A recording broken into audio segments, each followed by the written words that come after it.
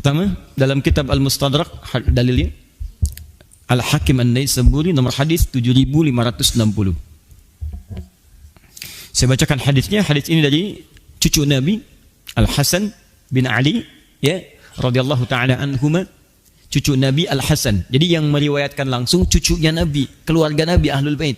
Saking pentingnya hadis yang pertama ini, yang meriwayatkan cucu Nabi. Bahkan saking pentingnya, jangankan orang luar, keluarga intern Nabi saja, orang terdekat dengan Nabi, keluarganya itu mempraktekkan ini. Saking pentingnya amalan pertama ini. Saya bacakan. Amarana Rasulullah sallallahu alaihi wasallam fil 'idain. Kata Al-Hasan, Rasulullah sallallahu alaihi wasallam, datuk kami, memerintahkan kepada kami. Lihat bahasanya, memerintahkan pada kami. Memang ini sunnah. Tapi sunnah ketika dibuka dengan kalimat perintah, ini menunjukkan sifatnya muakkadah, sangat ditekankan. Anda bisa kebayang nggak ya? Keluarga Nabi saja ditekankan untuk melakukannya. Apalagi kita yang tidak masuk dalam lingkungan dalamnya. Kita umat Nabi, kita cinta pada Nabi. Maka kalau keluarga Nabi saja ditekankan mengerjakan, maka kita sebagai umatnya lebih maksimal harus menjalaninya. Apa itu? Kami diperintahkan setiap tiba 2 hari raya, maksudnya Idul Fitri dan Idul Adha, an-nalbasa ajwada ma najid. Pertama, untuk mengenakan, mencari pakaian terbaik yang kami dapati. Nah, ini sunnah pertama. Ayo silahkan. Jadi buka koleksi pakaiannya, buka lemarinya untuk persiapan esok hari, insya Allah hari yang sangat mulia, hari besar, hari indah.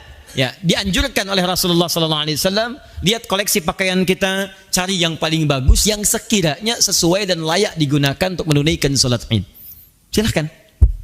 Tidak harus mewah ya. Ukuran bagus itu bisa beda-beda. Yang paling halal yang kita dapati, paling baik, itu yang kita kenakan. Teruskan. Wa anna tatayyaba bi ajwada ma najid. Kedua, untuk laki-laki khususnya, kenakan wewangian terbaik. Wewangian terbaik yang mungkin kami dapati. Setelah pakaiannya disiapkan, wangiannya kemudian disiapkan. Masya Allah.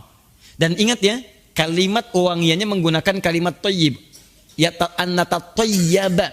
Thayyib. Thayyib itu sesuatu yang nyaman dirasakan. Jadi ciumnya enak, dipakai juga enak.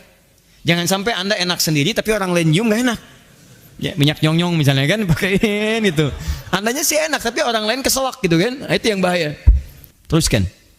Ambil hadis riwayat Ahmad di Musnad Ahmad nomor 22.984.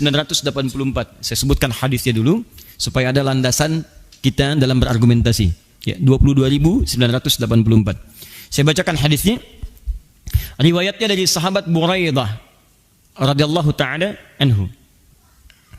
Kana Rasulullah sallallahu alaihi wasallam la yaghdu yawm al-fitr hatta ya'kula wa la ya'kulu yawm al-adha hatta yarji'a fa ya'kulu min adhiyati. Adalah kebiasaan Nabi sallallahu alaihi wasallam, sunnah. Di Nabi tidak pernah dalam hidupnya menjalani apa yang akan kita bacakan ini kecuali punya kebiasaan yang selalu dikerjakan, itu sunnah. Nabi aja mengerjakan, masa kita enggak? Apa kebiasaannya?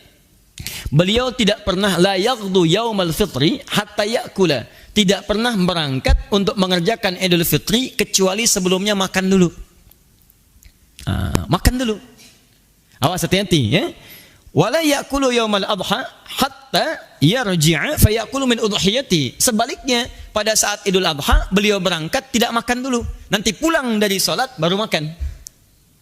Jadi terbalik nih. Kalau dalam suasana Idul Fitri, nanti besok insya Allah misalnya, begitu selesai subuh, siap-siap Anda untuk berangkat. Sebelum berangkat sunnahnya makan terlebih dahulu. Masya Allah, makan. Berpahala. Sudah pakaiannya bagus, pahala. Pakai minyak wangi, berpahala. Udah gitu hidangkan makanan, makan, berpahala juga. Luar biasa. Dan saat Anda makan itu bukan sekedar ada nilai pahalanya, tapi sekaligus Anda memberikan pesan bahwa puasa sudah berakhir, sekarang boleh makan lagi. Makanan pertama setelah puasa itu mengandung pahala. Saat Ramadan, nahan makan pertama kali itu ada pahalanya. Saat Syawal, makan pertama kali sebelum berangkat sholat itu ada pahalanya. Jelas sampai sini? Tapi ingat, makannya itu menggunakan huruf fa sebelumnya. Fa ya'kulu. Fa itu menunjuk sesuatu yang cepat. Jadi kalau mau makan sebelum berangkat Idul Fitri, jangan yang berat-berat dulu. Ya, makan yang kira-kira membuat kita lebih cepat bisa berangkat. Makan, cepat bisa berangkat. Ya, kira-kira kalau ada lontong misalnya 5, makan 1 dulu, gitu kan? Minum teh manis, berangkat. Ini opor dihabisin 3 mangkok, begitu berangkat kan udah pulang, gitu kan? Udah terlambat. Ya. Teruskan.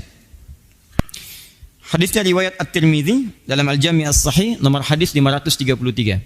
Saya agak cepat. Sudah? Berangkat ke tempat salat sunnahnya disunnahkan dengan berjalan kaki. Tahan sebentar. Disunnahkan dengan berjalan kaki. Hadisnya riwayat Ali bin Abi Thalib radhiyallahu taala anhu. Qala minas sunnati an takhruja ila al-'id masya. Disunnahkan, hati-hati, kata sahabat Ali bin Abi Thalib, disunnahkan atau termasuk bagian dari sunnah engkau pergi ke tempat salat Id dengan cara berjalan kaki, masya. Dianjurkan untuk mengambil jalan lain saat pulang. Jadi masuk lewat jalan satu, kembali lewat jalan yang kedua. Hadisnya dari Ibnu Umar radhiyallahu taala anhuma, terdapat di Al-Hakim Al-Mustadrak nomor hadis 1106. Ya, saya bacakan. An Ibnu Umar radhiyallahu taala anhuma annahu kana yakhruju fil 'idaini min al-masjid fayukabbir hatta ya'ti al-musalla. Selanjutnya an Abi Hurairah radhiyallahu taala anhu qala kana an-nabiy sallallahu alaihi wasallam idza kharaja ila al-'idaini raja'a fi ghairi at-tariq alladhi kharaja fi. Dikuatkan oleh hadis riwayat Abu Hurairah di riwayat Ahmad nomor hadis 8435. Kata sahabat Abu Hurairah, adalah kebiasaan Nabi sallallahu alaihi wasallam kalau berangkat ke tempat salat Id maka pulangnya itu berputar lewat jalan yang lain. Allahu akbar. Luar biasa nih. Anda berjalan sambil bertakbir. Dan takbir dengan cara serempak bersama-sama. Jadi kalau dimungkinkan Anda jalan, Masya Allah, takbir secara serempak lewat jalan ini peluang dengan jalan yang berbeda. Saya bacakan hadisnya, annahu kana yakhlu fil i'daini minal masjid fayukabbir hatta ya'ti al-musalla. Satu hadis itu. Yang kedua, tadi Ibnu Umar. Yang kedua kita ambil hadis riwayat Bukhari. Umirna an nukhrijal hayyada yaumul 'idain wa dhawatil khudri fayashhadna jama'atul muslimin wa da'watahum wa ya'tazilu hayyada an musallahunna. Qalat imra'ah, Allahu akbar, ya Rasulullah, ihdana laysa laha jilbab. Qala litulbisaha sahibatuha min jilbabiha. Allahu akbar. Pada saat keluar itu kata Nabi, sunnahnya keluarlah bersemarak bersama-sama dengan bertakbir. Teman-teman sekalian, tidak ada suasana yang paling indah ketika Anda keluar salat Id, jalan bersama-sama, kemudian orang Islamnya banyak, udah di jalan Anda bertakbir. Allahu akbar, Allahu akbar, Allahu akbar, Allahu akbar. Begitu kompak semua keluar, yang terlambat segera keluar. Yang tadinya mikir-mikir mau terlambat salat, dia ikutan keluar. Bahkan orang-orang yang belum pernah mendengar kalimat Allah, yang belum pernah mendapatkan iman dalam dirinya, yang belum mendapatkan cahaya Islam, begitu mendengar kalimat Allahu akbar, itu syiar. Itu syiar. Boleh.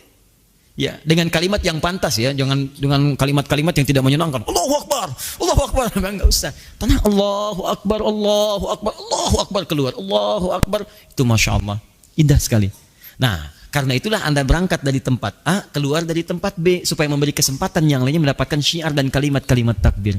Allahu akbar, Allahu akbar. Itu syiar. Syiar. Dalam kondisi perempuan pun yang sedang tidak sholat, langsung memerintahkan, ayo keluar, ajak. Bahkan hebatnya, bukan cuma perempuan yang tidak sholat. Lihat kalimat-kalimat Nabinya. Orang sepuh yang kesulitan, ayo bantu. Bopong dia untuk datang, dorong.